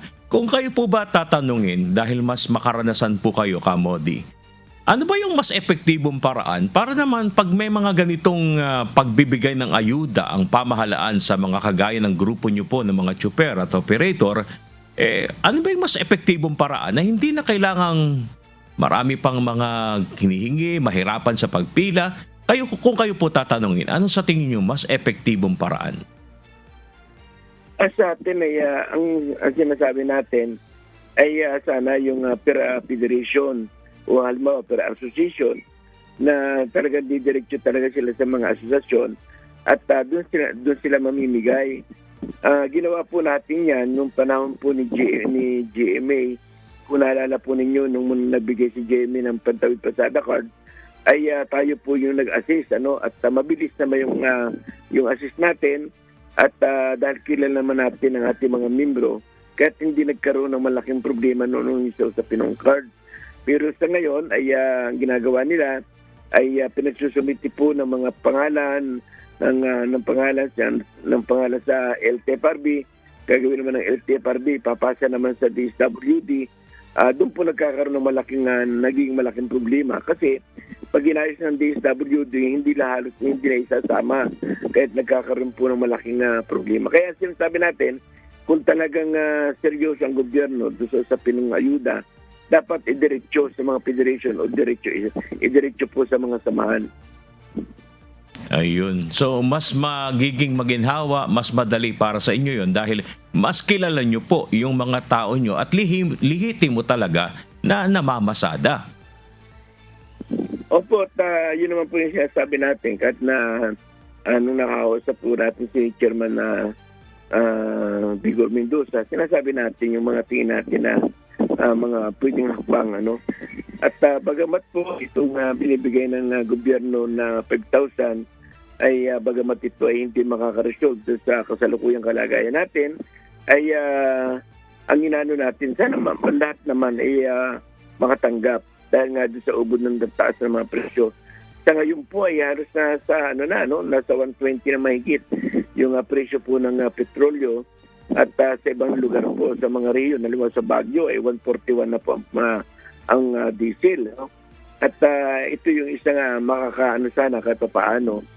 Bagamat ito ay sinasabi natin, mas dapat talaga ang galawin ng gobyerno yung buwis sa produktong petrolyo para hindi lamang ang isang sektor yung makinabang, kundi makinabang yung ating mamamayan. Sapagkat kapag natanggal po natin yung sales tax saka yung sabat, almost meron pong ibabalik na 17 pesos per liter sa ating mga driver.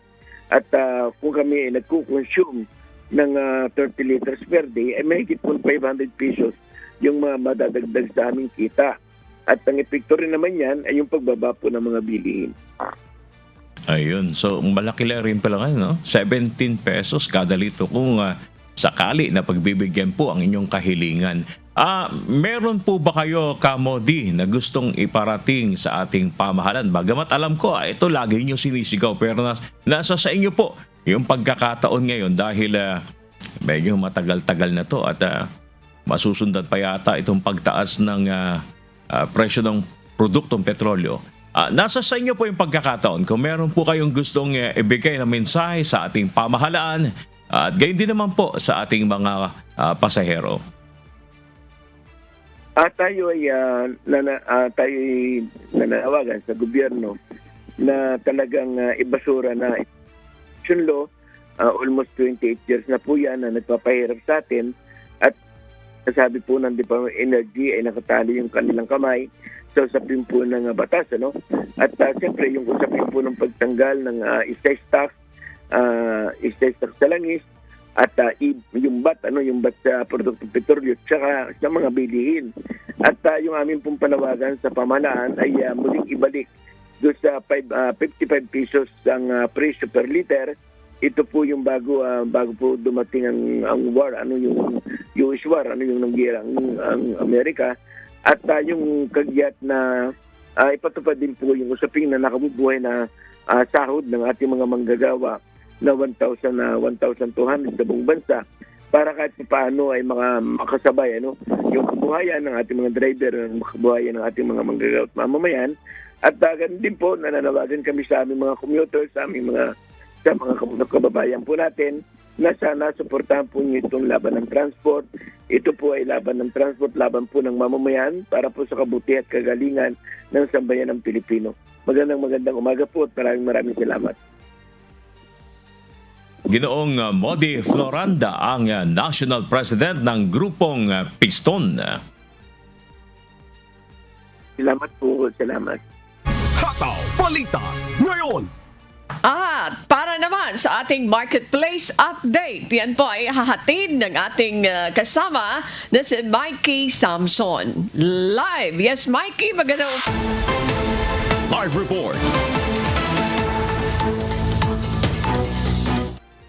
I'm sorry? Yes, Mikey, nasaan ka ngayon? At gusto kong maggulay. Halimbawa, mamaya, magkano ba ang presyo ng gulay dyan sa market na pinuntahan mo? Good morning, Miss Annie. At good morning din sa ating mga kasambahay. Happy Friday po sa ating lahat. At sa pagkakataong ito, nandito nga po tayo sa Comavena Market dito sa Taguig City para muli ay update ang ating mga kasambahay patungkol sa paggalaw ng presyo ng ating mga pangunahing bilihin. Bago ko sagutin yung presyo ng gulay, ay punta muna tayo sa presyo ng bigas. Ayon na rin sa pagtatanong-tanong natin kanina, Ma'am Annie, dito sa ating mga nagtitinda dito sa Comavena Market, ay talagang tumaas ang presyo ng ating mga bigas. Nasa 5 piso umano hanggang 10 piso ang tinaas ng presyo ng ating mga bigas. Narito po ang update sa kanilang presyo. Ang Denorado po ay 55 to 65 ang kilo. Ang Jasmine ay nagkakahalaga ng 60 ang kilo. Ang Japanese rice ay nagkakahalaga ng 65 ang kilo. Ang Coco Pandan ay nagkakahalaga ng 60 per kilo. Ang Thai rice ay nagkakahalaga ng 58 per kilo. Ang brown rice ay nagkakahalaga ng 70 per kilo. Ang red rice ay nagkakahalaga ng 80 per kilo. At ang black rice ay nagkakahalaga ng 120 per kilo. Para naman sa gulay na tinatanong mo, Miss Mamani, ang kalabasa po natin ay nagkakahalaga ng 100 ang bawat kilo. Ang talong ay nagkakahalaga ng 120 ang kilo. Ang kamatis ay nagkakahalaga ng 60 per kilo. Ang sibuyas ay nagkakahalaga ng 120 per kilo. Ang bawang ay nagkakahalaga ng 180 per kilo. Ang labanos ay nagkakahalaga ng 100 per kilo. Ang sayote ay nagkakahalaga ng 70 per kilo at ang repolyo ay nagkakahalaga ng 60 per kilo. Ang ampalaya naman po ay nagkakahalaga ng 118 per kilo. Ang carrots ay nagkakahalaga ng 200 per kilo. Ang patatas ay nagkakahalaga ng 120 per kilo. Ang pechay Tagalog ay nagkakahalaga ng 10 piso bawat tali. Ang talbos ay nagkakahalaga ng 20 pesos bawat tali. Ang mustasa ay nagkakahalaga ng 15 pesos bawat tali. At ang kangkong ay nagkakahalaga ng 15 pesos bawat tali. Sa pork naman po tayo, sa baboy, ang pork kasim po ay nagkakahalaga ng 330 per kilo. Ang pork pigi ay nagkakahalaga ng 330 per kilo. Ang liempo ay nagkakahalaga ng 390 per kilo at ang pork chop ay nagkakahalaga ng 330 per kilo. Sa manok naman po tayo, ang paa ng manok ay nagkakahalaga ng 160 per kilo. Ang drumstick ay nagkakahalaga ng 250 per kilo. Ang wings ay nagkakahalaga ng 200 per kilo. At ang whole dressed chicken ay nagkakahalaga ng 180 per kilo. Sa isda naman po tayo, sa bangus ay nagkakahalaga ng 280 per kilo. Ang tilapia po natin ay nagkakahalaga ng 160 per kilo. Ang galunggong ay nagkakahalaga ng 360 per kilo. Ang pampano ay nagkakahalaga ng 440 per kilo. Ang tawilis ay nagkakahalaga ng 480 per kilo. Ang tulingan ay nagkakahalaga ng 400 per kilo. At ang dalagang bukid ay nagkakahalaga ng 400 per kilo. At yan po muna ang update mula dito sa Comabena Market dito sa Taguig City. Balik po sa inyo dyan sa studio.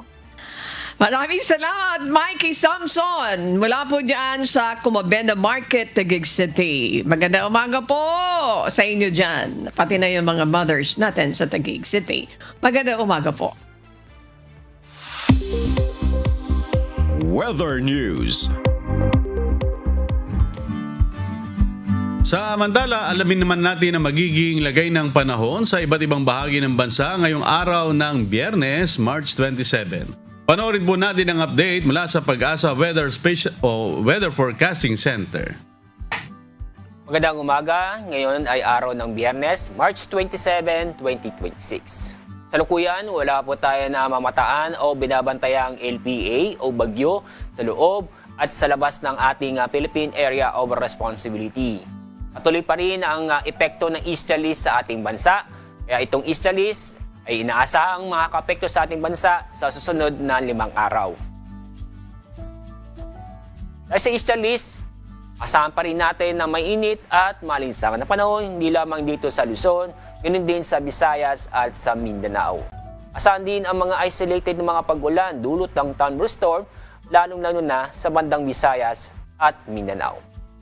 Dito sa Metro Manila, dahil sa mainit at malinsangan na panahon, mataas ang temperaturang inaasahan po natin na aabot ng 33 degrees Celsius. Mas mataas ang temperaturang inaasahan sa Tuguegarao na aabot ng 34 degrees Celsius. Dako tayo sa bandang Visayas at sa Mindanao. Sa Iloilo, Cebu at Tacloban, inaasahan po natin ang pinakamataas ng temperatura ay 32 degrees Celsius. Mas mataas naman ang temperatura sa Mindanao, tulad sa Zamboanga at sa Davao City. Yung makikita, aabot ng 33 degrees Celsius. Kahapon, ang ating heat index ay umabot ng 37 to 38 degrees Celsius dito sa Metro Manila. At sa ating mga binabantayang mga lugar sa bansa, mataas na heat index na umabot ng 42 degrees Celsius. Ito doon sa San Jose, Occidental, Mindoro. Sumunod ay 40 degrees Celsius dito sa Aiso, Etsague, Isabela, Coron, Palawan at Borongan, Eastern Samar. Ngayong araw, Ang inaasang ating pinakamataas heat index aabot ng 42 degrees Celsius doon sa San Jose, Occidental Mindoro. Dito sa Metro Manila, inaasahan ang ating heat index ay 37 to 38 degrees Celsius. Wala po tayong inaasang matataas na alon sa ating mga karagatan, kaya ligtas o safe naman po kulaot ang ating mga kabayan sa buong kapuluan. Ang araw sisigat sa ganap na 5:56 ng umaga. Ang araw na lulubog sa ganap na 6:08 ng hapon. At napanood po natin ang update mula kay Pag-asa Weather Specialist Alzar Aurelio. Tandaan, sa bawat araw na ating nasisilayan, tayo magpasalamat sa Diyos na may lalang. Hataw Balita ngayon. Suspendido ang pagpapatupad ng expanded number coding scheme sa Metro Manila sa darating na April 1, 2 at 3. Haba! Batay sa abiso ng Metropolitan Manila Development Authority o MMDA, magsisimula ang suspensyon ng coding ng alas 12 ng tanghali ng April 1 upang bigyan daan ang pagbiyahe ng mga kababayan natin na magtutungo sa probinsya. Habang otomatiko namang suspendido ang number coding ng April 2 at 3 dahil ito ay regular holiday. Hataw Balita ngayon. Pansamantalang suspendido ang pag-i-issue ng concessionary beep cards na magsisimula naman sa Lunes, March 30 sa lahat ng istasyon ng MRT3, LRT1 at LRT2. Sa abiso ng beep card, sinabi nito na may dalawang dahilan kung bakit ito pansamantalang ititigil. Una ay dahil nabawasan na ang bilang ng concessionary o yung puting beep cards sa mga nakalipas na buwan. Gayon din ang nagpapatuloy na implementasyon ng 50 fare discount para sa lahat ng mga pasaherong sumasakay ng LRT2 at MRT3. Ayon sa beep cards, umaantabay lamang sa mga susunod nilang update ukol naman sa resumption ng pag-i-issue nito. Hataw Balita ngayon.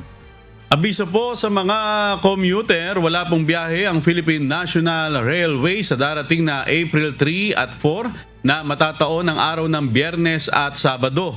Sa kabila nito, tuloy ang biyahe ng PNR mula March 28 hanggang April 2 para sa inaasahang bulto ng mga pasahero na patungong probinsya sa long holiday. Ayon sa PNR, may biyahe ang kanilang mga tren sa ruta ng Lucena halang 2 Calamba. Gayun din ang San Pablo halang 2 Calamba pati na ang Naga Lupi Viejo at pabalik. Muling babalik ang normal na biyahe ng PNR ng araw ng Lunes, April 5. Feature News. Ngayong kaliwat kanan ang ginagawang pagtitipid sa konsumo sa langis at kuryente. Hindi lang ng mga government offices at commercial establishments, kundi maging ang ating mga kababayan na hinihikayat rin na kung maaari ay maging kaisa sa ginagawang pagtitipid ngayon sa konsumo ng langis at enerhiya. Abay, good vibes ang hatid ng isang netizen na si AC Gala PH. Dahil imbes na mag-travel, dahil sa sobrang mahal ng gasolina, naisip ni AC na sa loob na lamang ng bahay, mag-camping kaysa bumiyahe pa. Sa kanyang time-lapse video, makikita ang ginawa nitong pagse-set up ng tent sa loob mismo ng kanilang bahay. Bukod sa tent, nag-set up rin sila ng kanilang lutuang pangsanggupsyal. Uy, sarap naman yan. Habang nanonood ng K-drama na animoy talagang nasa camping site. Masyado siyang creative, di ba? Maraan na lang sa pagtitipid. Opo, parang indoor campsite. Pwede, sa loob ng bahay. Pwede rin siguro itong gawin sa likod bahay kung meron kang maliit na spasyo. Yung parang mga halamanan. Para you can get away logistical stress. Di ba yung pagka-travel, makakadagdag pa ng ng gastos. So doon na lang sa bahay. Mayroon kang, kung iniisip mo, wala kang enjoyment kasi nasa bahay. Kailangan lang creative tulad nito, di ba? Tsaka baka may mga indoor. lugar naman na yung malapit lang, yung hindi ka na But to gagastos travel. ng medyo malayo. Oo, pero ito pabor to sa mga yung mga nandito sa Metro Manila na wala kang masyadong mapapasya lang mga parke. Ilan lang kasi parke dito sa Metro Manila eh. So nakakatuwa din naman. Kumbaga it's a way ng isang Pilipino na kumbaga enjoy mo in the sense of your humor. Kumbaga yung medyo i-take naman ng light yung medyo nahihirapan na nakaka-stress talaga yung crisis ngayon eh. Pero talaga nakaka-enjoy na panoorin ito. Alam mo kung bakit? Imagine sino makakaisip na magkakaroon ka ng camping site doon sa loob ng bahay mo. Masyadong creative siya. Again, maganda. At ganoon din sana maisip ng ating mga kababayan. Mafe-feel mo. This is a genuine relaxation para sa kanila. Makakapag-enjoy pa rin tayo. Makakapag-relax pa rin tayo. Feel pa rin natin na nasa staycation tayo kahit nasa bahay. I think this time, yung iniisip ng iba, okay, it's wiser to stay home. Pero we can still enjoy. As Ayan. long as you are creative. Katulad nila. Ayan. Okay, ano pa ba?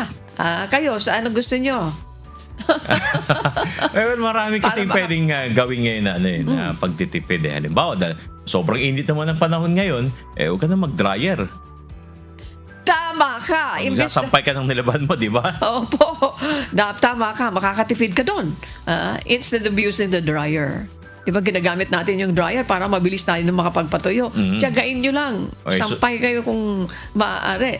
Sobrang init naman ng panahon ngayon. Mabilis matutuyo. Tama po. Tsaka may mga kilala ko ngayon talagang china-challenge nila yung kanilang sarili doon sa 10,000 steps.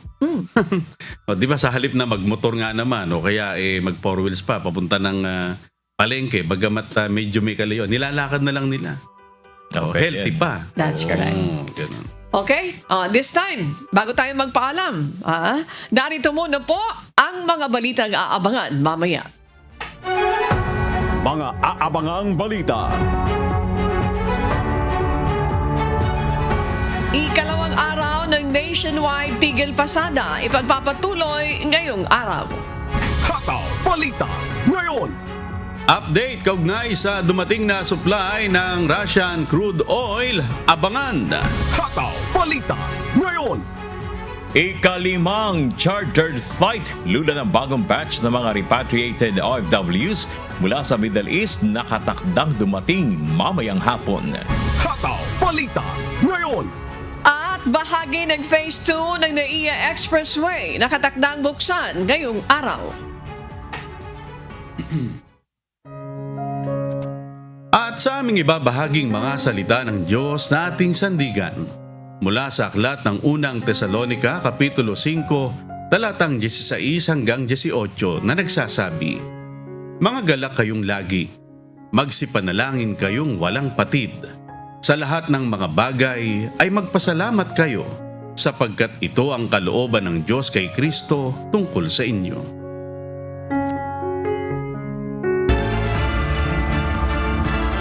Yan po ang mga umahataw na balita ngayong umaga ng Biyernes, ika-27 sa buwan ng Marso 2026. Ako po ang inyong amigo, Sherwin Kulubong.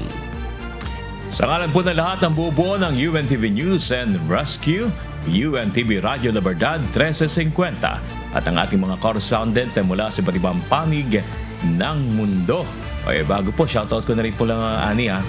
Papasalamatan ko lang yung mga doktor dyan sa Southern Isabela Medical Center sa panguna ni Dr.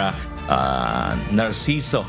Apollo Narciso at Lourdes Narciso, sila yung tumulong para maoperahan yung aking father na nagpapagaling na ngayon. Pagagaling yung mga doktor dyan. Oo, pinantayan talaga nila kasi medyo critical yung operation. Awa tulong ng Diyos ay recovering na po siya ngayon. Salamat po. sa Diyos. Salamat sa Diyos. Again, sa mga doktor dyan, magandang umaga po sa inyo. At i-shoutout ko na rin si Miss Joanna, no? Thank you very much. Ating EP, thank you very much. Ganon din si Christian. Sino yung technical director natin doon? Si Raprap, si JC, sa inyo pong lahat dyan. Maraming salamat. Ayan, Ron, Carl at ganon din. IT people, maraming salamat sa inyong lahat, mga bumubuo ng news department. Traffic, thank you. Yung ating market team, yan, si Minda Sional, sila Diyosa at ganoon din si Chodren. Magandang umaga. Mothers Club ng Taguig, magandang umaga po. Maraming salamat po sa 2 oras niyong pagtutok sa ating balitaan ngayong umaga. Muli niyo po kaming samahan bukas para sa Pumahataw na Balita. Ako po si Annie Rentoy at dito sa UNTV at UNTV Radio La Verdad 1350, Diyos ang aming sandigan, serbisyo publiko ang aming pinahalagahan. Stand by for a while. Susunod na po ang Good Morning Kuya. Salamat po sa Diyos at magandang umaga.